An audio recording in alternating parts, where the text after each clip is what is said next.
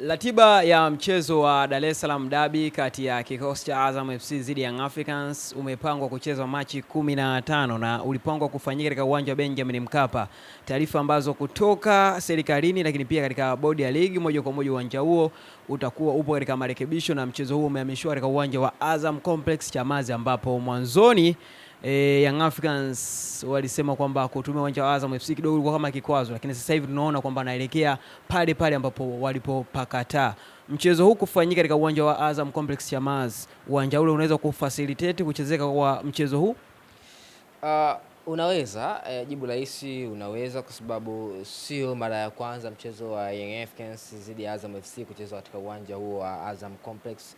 Kuna michezo kadhaa nyuma ambayo ishawahi kuchezeka pale, na ukijaribu kuangalia ni miongoni mwa viwanja bora ambavyo kimsingi tuko navyo hapa nchini Tanzania. Ukitoa uwanja wa Benjamin Mkapa, ukitoa uwanja labda wa New Amani Complex na Gombani kule, hauwezi kuacha uwanja wa Azam Complex. Ni miongoni mwa viwanja bora ambavyo tuko navyo. So far ukizungumzia issue ya mchezo, unaweza wakachezeka pale bila shaka yote, unaweza wakachezeka. Kwa wale mashabiki ambao walikuwa na wasiwasi pengine namna ambavyo uwanja ule na idadi pengine kubwa mashabiki tutakapochukua, wasiwe na wasiwasi kabisa. Kwa ufundi, ukitazama katika mchezo huu na uwanja wa Azam Complex, nani zaidi atakuwa yuko na faida katika kupata matokeo mazuri katika mchezo huu wa Dar es Salaam Derby? Obvious, timu ya Azam FC watafaidika kwa kiasi kikubwa, na kwa sababu ni uwanja ambao wamekuwa kiutumia mara kwa mara, tofauti na timu nyingine yoyote hapa nchini Tanzania. Ni uwanja ambao Azam FC wao wanaujua vizuri, ni uwanja ambao mara zote wamekuwa wakicheza pale katika mchezo wao nyumbani. So far mchezo huu kuchezwa pale ni zaili shaili, Azam FC atakwenda kufaidika kwa kiasi kikubwa, na ndio maana mara baada uwanja ule kutangazwa, unaona numbers kubwa mashabiki wa Young Africans wameonekana kama wana ile pressure kwenda kucheza katika ule uwanja, na hii ni kutokana na namna ambavyo waliweza kuondoka katika ule uwanja na kuaminishwa vitu ambavyo vingine huenda havikuwa na ukweli ndani yake. So far kusema kwamba ni uwanja ambao walikuwa wanacheza pale, walikuwa wakihujumiwa, wakifanya hivi, wakifanya kile, wakifanya hiki, wakifanya kile. So far mashabiki akili zao zimekuwa kwamba yes, tukicheza katika uwanja wa Azam Complex sisi lazima tutafungwa, tupate matokeo mazuri.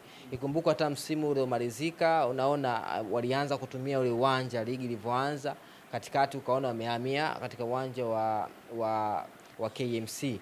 So far kwangu mimi nadhani kitu pekee ni pressure ambayo kimsingi ilitengenezwa na wao wenyewe Young Africans. Kwa kwangu mimi naamini kwamba ni mchezo ambao Azam watakuwa na hiyo faida, kwa maana psychologically Young Africans atakuwa down kwa kuamini kwamba ni uwanja ambao wao hawana bahati nao. Ikumbukwe ni uwanja ambao kwa miaka ya hivi karibuni tukizungumzia kuiona Young Africans ikifungwa goli 3 ni uwanja wa Azam Complex Chamazi dhidi ya TRA, kwa zamani ilikuwa inaitwa Tabora United. Kina Ofen Chikola na wenzake walifanya maangamizi chini ya mwalimu Gamondi.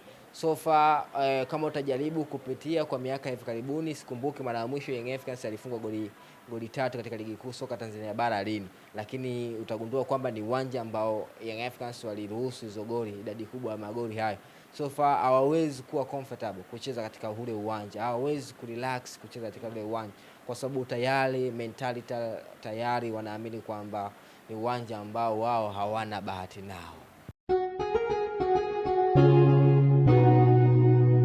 Kasako Media, tunaangazia maisha, tunaandika kesho.